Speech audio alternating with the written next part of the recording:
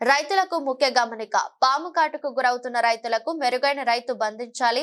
Telugu Desam party Yalala మండల అధ్యక్షుడు ఎర్ర హనుమంతు ప్రస్తుతం వాతావరణంలో మార్పు సందర్భంగా విషపూరితమైన పాములు, తేళ్లు వంటివి బయటకు వస్తున్నాయి కాబట్టి ప్రజలు అప్రమత్తంగా ఉండాలని నా యొక్క విజ్ఞప్తి.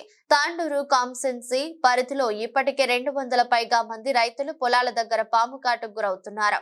ప్రతిరోజు ఏదో ఒక చోట పరినాట్లు వేసే ప్రాంతంలో పాము కాటు గురై ఆసుపత్రి పాలవుతున్నారు. కనుక ప్రతి ప్రభుత్వ ఆసుపత్రులలో పాము కాటుకు సంబంధించిన మందులను అందుబాటులో ఉంచాలని తెలుగుదేశం పార్టీ తరపున డిమాండ్ చేస్తా ఉన్నాను.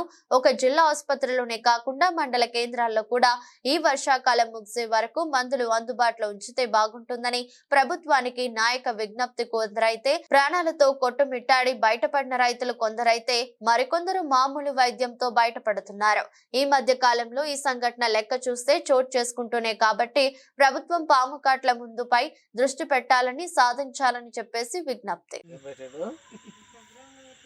ప్రియమైన సోదరులారా, సోదరమణులారా, మీ అందరికీ ముందుగా నమస్కారాలు. ఈ వర్షాకాలం సందర్భంగా మీరంతా జర జాగ్రత్తలు పాటించండి.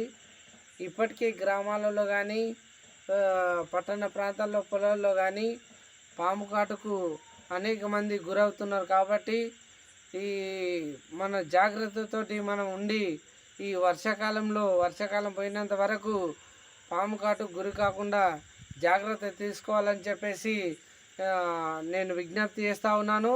అదేవిధంగా ఈ తెలంగాణ రాష్ట్ర ప్రభుత్వం ఏ పాము కార్చినా ఆ పాము కాటుకు మందును అందుబాటులోకి తీసుకురావాలని చెప్పేసి నేను ఈ తెలంగాణ రాష్ట్ర ప్రభుత్వానికి తెలుగుదేశం పార్టీ యాలాల మండల అధ్యక్షునిగా డిమాండ్ చేస్తూ ఉన్నాను. ఎందుకంటే అన్నిటికంటే ప్రమాదకరమైంది ఒక పాము కాటే.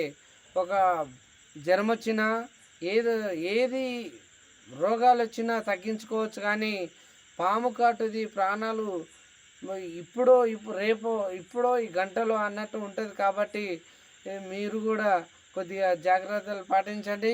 రాత్రి వేళలో ఈ చేన్ల కాడికి వెళ్ళకండి. ఒకవేళ ఉదయం వేళలో మీరు వరి నాట్లు వేసే టైంలలో కూడా కొద్దిగా జాగ్రత్తలు తీసుకొని ఈ పాము కాట్లకు గురి కాకండి. ఇప్పటికే నాకు తెలిసినంత వరకు 100 నుంచి 200 వరకు ఇంకెక్కువనే అయింటాయి పాము కాట్లు.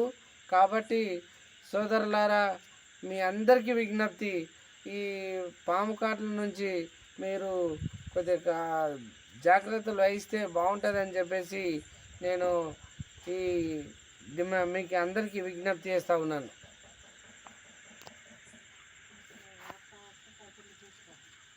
నాకు తెలుసు, నేను చెప్తుంటే కదా, నేను రాకుంటే నేను చెప్తుంటే కదా.